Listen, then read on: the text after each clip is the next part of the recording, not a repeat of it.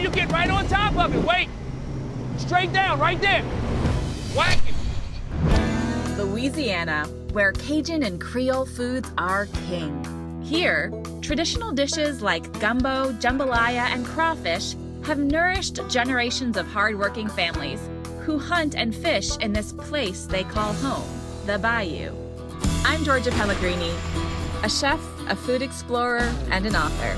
Woo! My life used to take place behind a desk, but I gave it all up.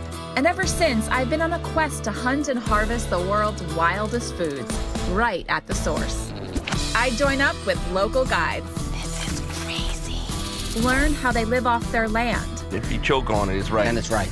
And in the end, I make a feast with everything we catch. Snake, it's what's for dinner.